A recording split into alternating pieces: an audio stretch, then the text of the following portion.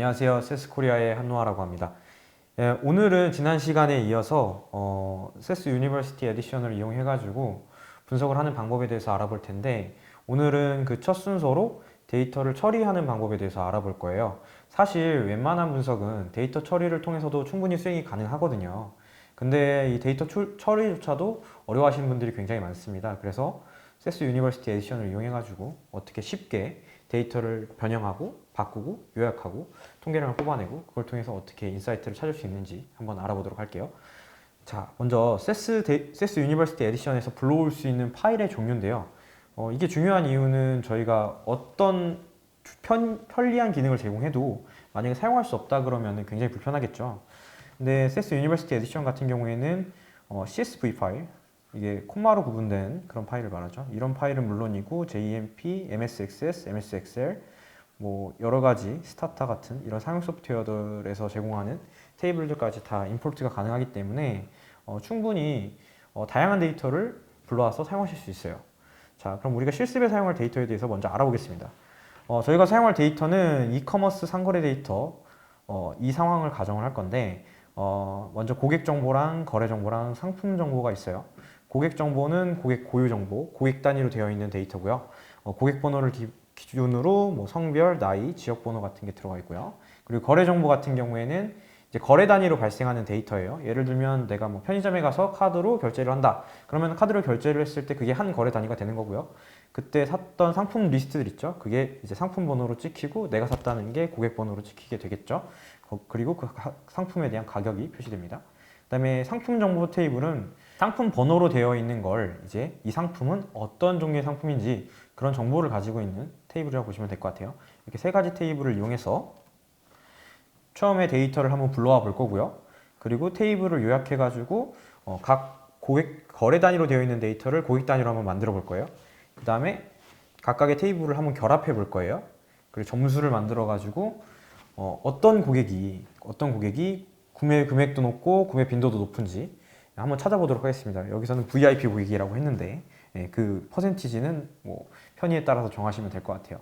사실 이런 류의 분석을 정말 많이 써요. 어디를 가든. 왜냐하면은 대부분 이제 데이터 분석이라고 얘기했을 때 통계적인 고도화된 기법만 말하는 게 아니라 단순하게 뭐 주기를 산출한다든지 아니면 고객의 방문 빈도라든지 구매 금액이라든지 뭐 이런 걸 가지고 이런 거 기반해서 고객을 나누는 거, 이런 것도 다 분석에 포함이 되는 개념이거든요. 먼저 이런 것들을 쉽게 할 수 있는 방법에 대해서 알아보는 시간을 가질 거예요. 자, 그러면 세스 유니버시티 에디션 지금부터 시작해 보도록 하겠습니다. 네, 먼저 이제 세스 유니버시티 에디션 실습에 앞서 먼저 실행을 해야겠죠. 실행할 때는 저번에 설치했던 오라클 VM 버추얼 박스를 실행을 하시면 되고요. 여기서 시작 버튼을 클릭하시면은 이제 저번에 보셨던 지난 섹션에서 보셨던 이 화면이 다시 나옵니다. 시스템을 아예 종료하시지 않으면 처음에 초기 화면이 이게 뜨고요. 굉장히 빨리 실행하실 수 있어요. 다시 크롬을 켜시고, 자, 크롬에서 http 로컬호스트 여기로 들어가도록 할게요. 이게 진행되는 동안 잠깐 말씀을 드리면, 저희가 실습에서 사용할 데이터는 저희가 나중에 이제 이 컨텐츠 올라가는 그 페이지에 아마 같이 게시가 될 것 같은데, 이렇게 다양한 테이블을 제공할 거고요. 일단 첫 번째 실습에서는 이 인구 통계 정보, 상품 정보 이렇게 세 가지 테이블을 먼저 이용하도록 하겠습니다. 자, 이제 실행이 됐네요. 자, 그럼 스튜디오 한번 시작하기 한번 해볼게요.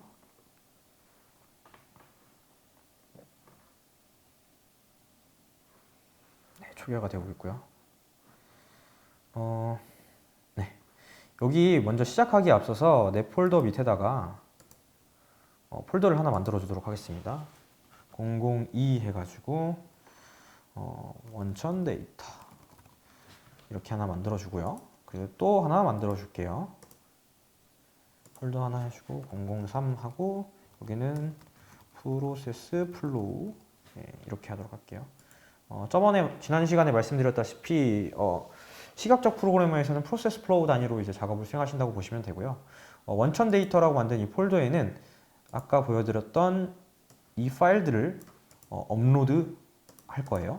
업로드 할 때는 여기 보시면 서버 및 파일 폴더 밑에 업로드라는 버튼이 있는데 이걸 클릭하시면 되고요.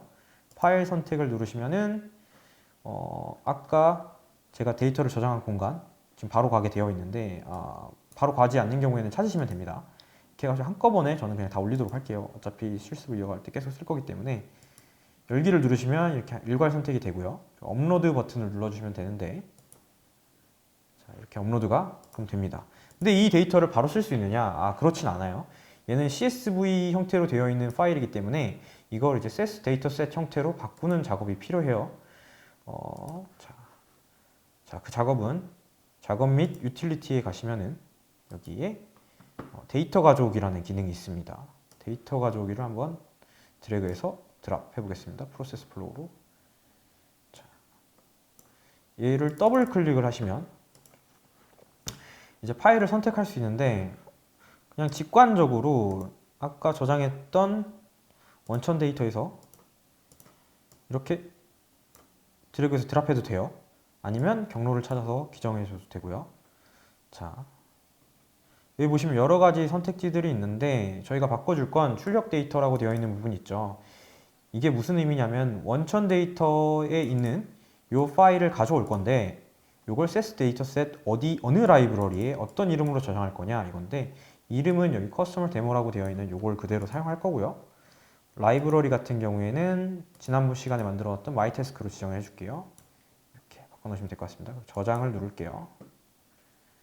그리고 다른 거는 크게 바꿔줄 것들이 없네요. 일단 실행을 한번 해보도록 하겠습니다. 여기 파일 유형이 있는데 이거 같은 경우에는 저희는 CSV 파일이니까 여기서 CSV 파일을 선택해 주시면 됩니다. 그리고 여기 사람이 달리는 모습, 얘가 런인데 런 버튼을 클릭을 하시면은 이제 결과랑 밑에 결과가 이제 뜨죠. 돌았다는 얘기예요. 이게 실행이 됐다는 얘기고 출력 데이터는 어떻게 생겼는지 궁금하시면 출력 데이터를 클릭하시면 됩니다. 그러면은 이제 CS 데이터셋으로 만들어진 데이터들을 볼 수 있어요. 예. 여기 체크박스가 있는데 이 체크박스를 끄시면은 다 없어지죠. 그리고 여기 골라서 보실 수도 있고요. 예. 이건 실제로 물리적인 데이터에 영향을 주는 건 아니고 여기서 보여지는 시각적인 기능이에요. 그렇기 때문에 실제 데이터에는 전혀 영향을 주지 않습니다. 예. 이렇게 되면 이제 파일 하나가 CS 데이터셋으로 바뀐 거예요. 자, 다시 프로세스 플로우로 돌아가서요. 그리고 여기 이런 노드라고 하는데 이 노드의 속성을 들어가시면 이름을 바꿔줄 수 있어요. 여기서 뭐 커스터머 데모 이렇게 바꿔줄 수도 있거든요. 그럼 어떤 파일을 로드했는지를 알 수 있겠죠.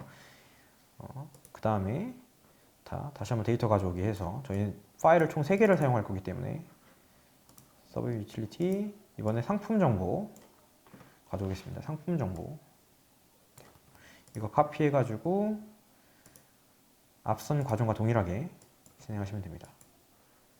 하시고요. 자, 한번 실행하기 앞서 이거 바꿔줘야 되죠. 바꿔주시고 실행 한번 해볼게요. 자, 출력 데이터 한번 보도록 하겠습니다. 항상 출력 데이터는 확인해 주시는 게 좋습니다. 그래야지 데이터가 잘 인폴 되는지 확인할 수 있으니까요. 자, 이렇게 쭉 봤는데 여기 이게 뭐가 깨졌네요. 그죠? 이런 경우가 간혹 생겨요. 이게 발생하는 이유는 CS가 이제 파일을 불러올 때 처음에 몇 개의 줄만 읽어가지고 포맷을 정해요. 그러니까 우리가 랭스를 굳이 정해주지 않아도 자동으로 정해주는데 그때 이런 문제가 생길 수 있거든요. 그럴 때는 이 옵션에서 보시면 행 추측이라는 부분이 있는데 이게 몇 행까지 읽고 이 포맷을 결정할 거냐 이런 거거든요. 이거를 한 1000개 정도? 1000개 정도만 해줍시다. 이 데이터가 약 1230개니까 거의 다 읽는 거죠. 실행해 볼게요. 이거 바꾸기 누르시면 됩니다. 그러면은 출력 데이터가 깨지지 않죠. 깨지지 않고 잘 들어온 걸 확인할 수 있네요. 다시 프로세스 플로우로 넘어가도록 하겠습니다. 그리고 똑같이 마지막 데이터를 한번 불러보도록 할게요. 데이터 가져오기. 자, 마지막이 거래 정보죠. 거래 정보 가져오도록 할게요. 거래 정보 같은 경우에는 긴 포맷이 없기 때문에 그냥 해도 될 것 같아요. 굳이 지정하지 않아도 될 것 같습니다. 마이태스크 누르시고 파일 유형 CSV 시작. 자, 이러면은 이제 데이터 총 우리가 가져와야 될 3개의 데이터 다 가져왔어요. 자, 이게 정렬이 잘 안 돼 있을 경우에는 여기 배열 버튼이 있는데 배열을 클릭하면 알아서 이렇게 정렬을 싹 해줍니다. 네. 자, 처음에 데이터를 가져왔을 때 제일 먼저 확인해야 되는 건 데이터가 어떻게 생겼는지 궁금하잖아요. 그래서 작업 및 유틸리티 들어가시면은 여기 작업이 있어요. 데이터가 있습니다. 여기에 보면 여러 가지 기본적인 기능들이 있는데 우리는 뭐 테이블 특성 리스트, 데이터 특성화 뭐 이런 것들이 있네요. 한번 테이블 특성 리스트가 뭔지 한번 실행해서 한번 확인해 볼까요? 이렇게 연결을 시키면은 이게 이 작업 다음에 이걸 하겠다라는 의미를 담고 있는 거예요. 여기서 커스터머 데모를 선택하시고 실행을 한번 눌러보겠습니다. 자, 그럼 아까 데이터의 형태가 나오죠. 변수와 속성 리스트, 나이, 뭐 age, area ID, 뭐 성별 이런 것들이 여기 다 들어가 있네요. 이런 변수들을 포함하고 있다라는 걸 이걸 통해서 알 수 있습니다. 자, 마찬가지로 얘네들도 한 번씩 이렇게 다 해볼게요. 연결을 해주고 먼저 연결을 해주고 한번 진행을 해보겠습니다. 각각을 한번 실행해 볼게요. 실행 있죠? 실행. 지정되는 데서 그렇구나. 데모로 되어 있는데 이거 변경을 해줘야 됩니다. 프로덕트 데모 실행. 얘도 변수 확인할 수 있죠. 그리고 테이블 리스트 여기서도 트랜잭션 실행. 이렇게 해서 테이블의 형태를 한번 확인해 주는 게 되게 중요해요. 이런 작업이 늘 필요합니다. 자, 그럼 먼저 이제 본격적으로 얘네들이 가지고 있는 이 데이터를 저희가 확인을 했잖아요. 데이터가 어떻게 생겼는지는 확인을 했는데 이제 이걸로 하고 싶은 거는 얘네들의 정보를 합치고 싶은 거죠. 그러니까 여기는 고객 정보밖에 없는데 고객 정보랑 거래 정보를 합쳐가지고 고객의 거래 정보를 만들고 싶은 거고, 상품 정보랑 상품 메타에 있는 정보를 합쳐가지고 어떤 상품이 잘 팔리는지 이런 게 궁금할 수 있거든요. 그래서 먼저 테이블 조인이라는 걸 해보겠습니다. 질이라는 걸 이용해서 하시면 되는데요. 물론 이제 여기서 테이블 합치기 뭐 이런 것도 다 있습니다. 테이블 결합 여기 있죠. 이걸 이용하셔도 되고 이걸 이용하셔도 되는데 지리가 보다 한꺼번에 많은 기능을 제공합니다. 이 지리 같은 경우에는 SQL 코드를 만드는 그런 코드 생성기라고 생각하시면 돼요.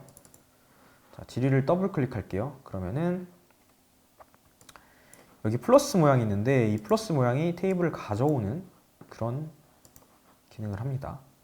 자, 먼저 커스터머 데모, 고객 정보가 필요하니까요. 커스터머 데모랑 테이블 또 눌러서 이번에는 트랜잭션 가져와 볼게요. 그리고 얘네 둘을 이렇게 잠시만요.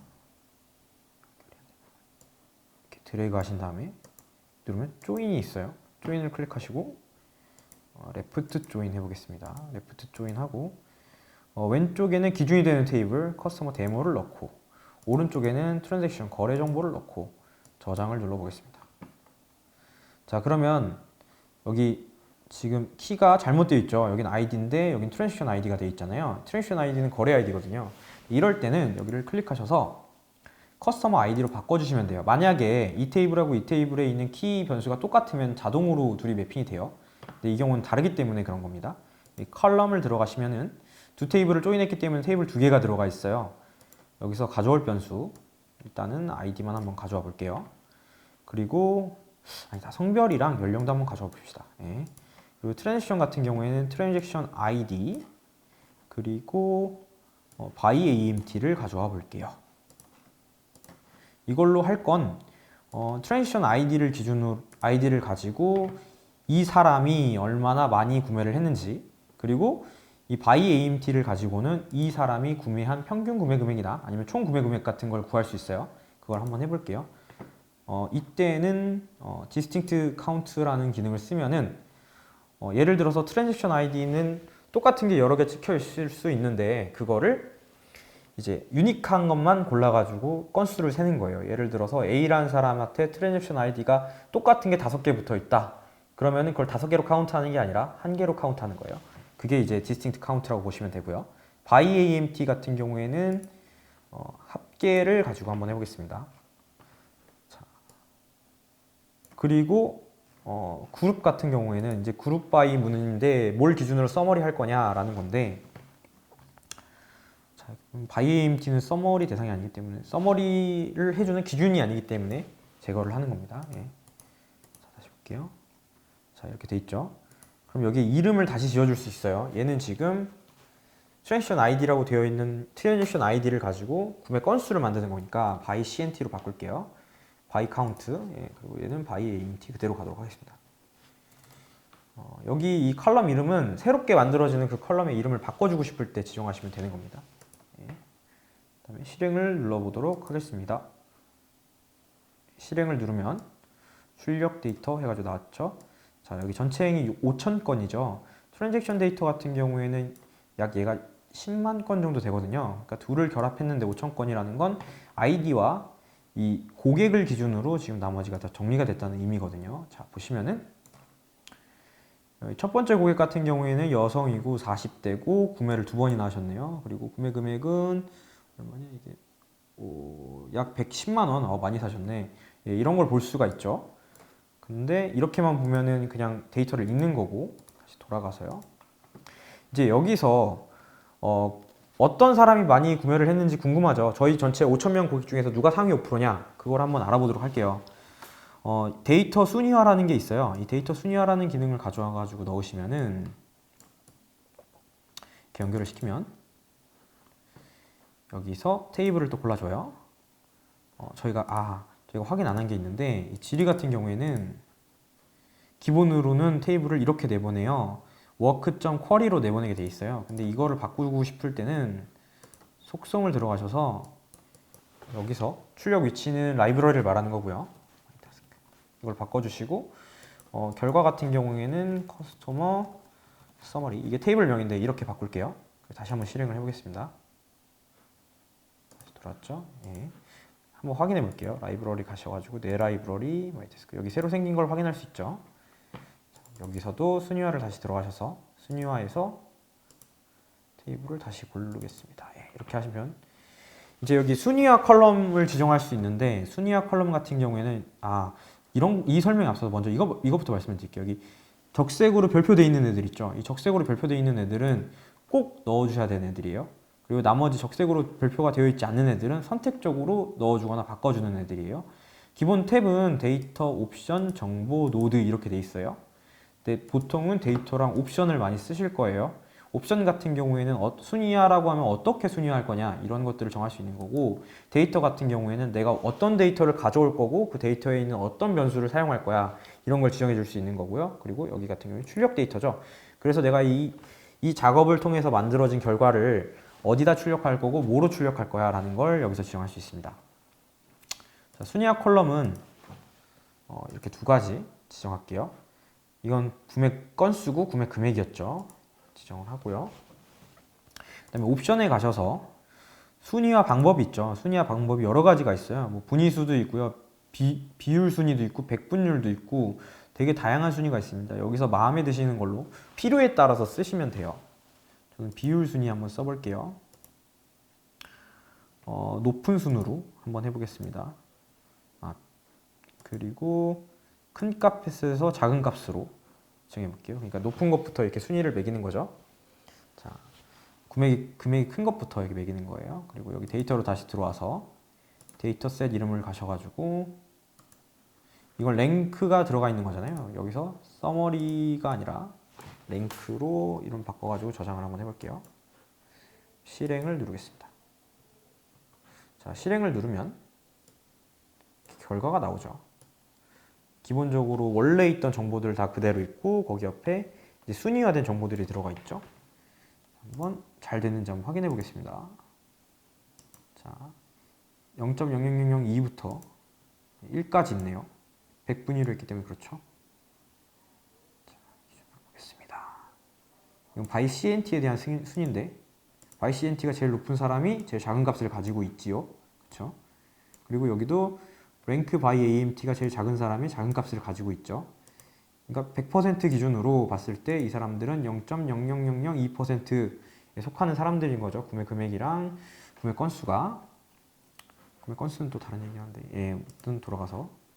자, 다음에 필터를 가져와 가지고 지금 구한 거는 이제 구매 금액이랑 구매 건수를 가지고 구매 금액과 구매 건수가 많은 사람들을 상대 지표로 만들어낸 거예요. 근데 이거를 가지고 이제 상위 5% 이내에 들어가는 고객들을 한번 찾아볼게요. 자, 소스 데이터는 랭크를 지정하시고 변수 1은 랭크 바이 CNT를 할게요. 그리고 여기서는 보다 작음을 선택하시고 개별값 입력으로 하시고 0.05를 넣겠습니다. 그리고 지금 조건을 하나만 줬는데 조건을 하나 더 주고 싶을 때는 AND를 거시면 돼요. 그리고 여기서 by AMT를 지정하시고 보다 작음으로 돼 있죠. 그리고 감유형 이렇게 돼 있죠. 여기도 0.05 이렇게 해주시면 0.05% 이내에 그러니까 5% 이내에 드는 그런 고객들만 추출이 되겠죠. 출력 데이터 셋 역시 여기서 지정할 수 있습니다. 이번에는 mytask 들어가서 이름을 VIP로 바꿔보겠습니다. VIP 확인. 자, 이러면 이 상태에서 실행 눌러볼게요. 네, 이 필터 작업을 실행한 결과인데요. 결과 같은 경우에는 보시는 바와 같이 오른쪽에 나와 있죠. 예, 오른쪽 결과를 보면은 저희가 상위 5%만 지정했기 때문에 여기에는 상위 5% 이내에 있는 고객들만 지금 골라져 있죠.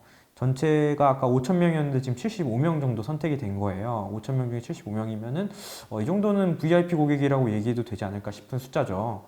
자, 이렇게 나온 결과를 이용해 가지고 우리가 앞으로 어떻게 쓸 수 있느냐? 사실 여러 가지 관점에서 사용할 수 있어요. 마케팅을 할 때 단순하게 그냥 RFM이라고 해가지고 최근에 방문한 사람, 그리고 자주 산 사람, 구매 금액이 큰 사람들을 세분화해가지고 사용할 수도 있고, 그 사람들을 타겟팅해가지고 뭔가 프로모션을 할 때도 쓸 수 있고요. 실제로 그렇게도 많이 하고요. 가장 기본적인 거고요. 그런 걸 할 때도 이 플로우를 이용하시면 충분히 쉽게 하실 수 있고요. 그리고 뭐 단순히 방문을 자주 하는 고객뿐만 아니라 구매 단위별로 얼마나 많이 구매하는 고객 많이 구매하느냐, 뭐 이런 것도 볼 수 있고요. GD빌더 웬만한 SQL로 할 수 있는 작업들은 다 할 수 있다고 생각하시면 돼요. 활용하기 나름인 것 같긴 한데, 예. 우선 오늘은 VIP 고객을 추출하는 방법에 대해서 알아봤어요. 이렇게 다양한 VIP 고객들이 나왔죠. 예, 이걸 활용하실 때는 뭐 이렇게 나온 걸 다시 내보내기를 하시다든지 이래가지고 다시 로컬로 내리신 다음에 활용하시면 될 것 같아요. 마지막으로 저희가 이 작업을 한 걸 저장을 해가지고 다음에 또 사용할 수 있거든요. 이 전체적인 플로우를 하나의 파일로 저장할 수 있습니다. 여기 보면은 디스크 모양이 있죠. 디스크 모양을 클릭하신 다음에 프로세스 플로우라고 되어 있는 이 폴더를 선택하시고 이름을 지어볼게요. 자, 001로 하고 여기 데이터 처리 그리고 VIP 고객 찾기 이렇게 저장할게요. 자, 이러시면은 이 플로우를 나중에 데이터를 바꿔가면서 또 쓰실 수 있어요. 재활용이 충분히 가능하세요. 그리고 만약에 코드가 궁금하다, 내가 어떤 코드를 짰는지 궁금하다, 이게 어떻게 작업이 되는지 궁금하다라고 하시면은 코드를 들어가셔가지고 코드를 보면 코드가 그대로 다 있어요. 이건 SQL 코드인데 이걸 복사해가지고 다른데 페이스트한 다음에 또 쓰셔도 돼요. 수정을 한 다음에 또 활용하셔도 됩니다. 자, 그럼 오늘은 데이터 처리 방법에 대해서 전반적으로 알아봤고 기본적인 기능에 대해서 좀 알아봤습니다. 자, 오늘 세션은 여기서 마무리 짓도록 하겠습니다. 고생하셨습니다.